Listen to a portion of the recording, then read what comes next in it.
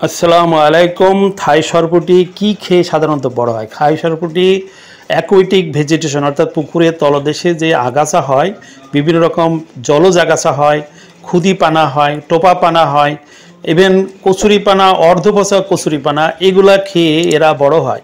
ফলে এই থাই সরপুঁটি চাষের ক্ষেত্রে বাইরে থেকে খাবার কমই দিতে হয়, আর দিলেও সেটা একেবারেই কম দামের যে মিহি কুড়া বা গমের ভুসি বা ভুট্টা চূর্ণ বা ধান চূর্ণ করে এইগুলা যদি পুকুরে ভাসিয়ে দেওয়া হয় তাহলে এই মাছ থাই সরপুঁটি খেয়ে খুব দ্রুত বড় হয়। এবং এই সাধারণ খাবারগুলো খেয়ে এটা ৩-৪ মাসে আপনার ৩০০ গ্রাম, ৪০০ গ্রাম, ৫০০ গ্রাম সাইজ হয়ে যায়, ফলে অল্প সময়ে বাজারে দেওয়া যায়।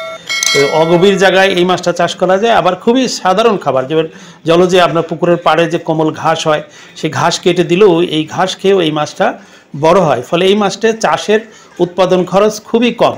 যারা শুনলেন সবাইকে ধন্যবাদ। আল্লাহ হাফেজ।